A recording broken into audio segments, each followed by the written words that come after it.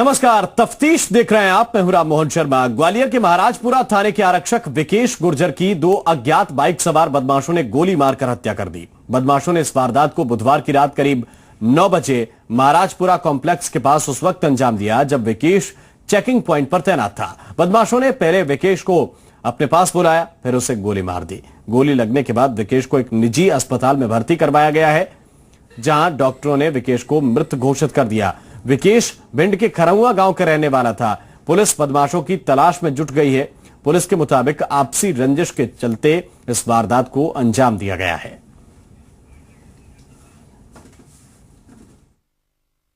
प्रथम दृष्टया ऐसा प्रतीत होता है कि कोई व्यक्तिगत विषय या उसने किसी ने कोई मैसेज भेजा है, उसके बाद अपनी ड्यूटी छोड़ के गए हैं। बल्कि वहाँ जो प्रभारी अधिकारी थे उनके संज्ञान में भी नहीं था, उन्होंने उनको जाने के लिए नहीं कहा था। सब इंस्पेक्टर जो थे, ऐसा प्रतीत होता है कोई व्यक्तिगत विषय के उसमें ये गए थे और उसके साथ घटना हुई है।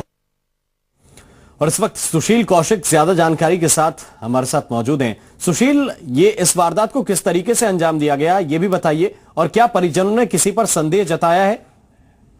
देखिए, ये भिंड के खरौआ गांव का रहने वाला था। विकेश गुर्जर नाम का आरक्षक महाराजपुरा थाने में पदस्थ था। कल रात इसकी महाराजपुरा महाराजा कॉम्प्लेक्स के पास चेकिंग पॉइंट पर ड्यूटी थी। उसी दौरान इसके मोबाइल पर किसी का मैसेज आया और मैसेज आने के बाद ये वहाँ चेकिंग पॉइंट पर जो इसके प्रभारी ऑफिसर थे उनको बिना बताए ही चला गया। कुछ दूर जाने के बाद प्रत्यक्षदर्शियों ने बताया कि 2 बाइक सवार आए थे और दोनों बाइक सवार इसको एकांत में ले गए। उसके बाद ये अचानक गिरा और वो बाइक सवार वहां से फरार हो गए। और वहां से गुजर रहे एक राहगीर ने देखा तो ये खून से लथपथ पड़ा हुआ था। उसने इसको ऑटो में बिठाकर निजी अस्पताल में भर्ती कराया, जहां डॉक्टरों ने इसे मृत घोषित कर दिया था। मैं आपको बता दूं कि आरक्षक विकेश गुर्जर करीब 1 साल से महाराजपुरा थाने में पदस्थ था और करीब साल भर पहले ही इसकी शादी हुई थी।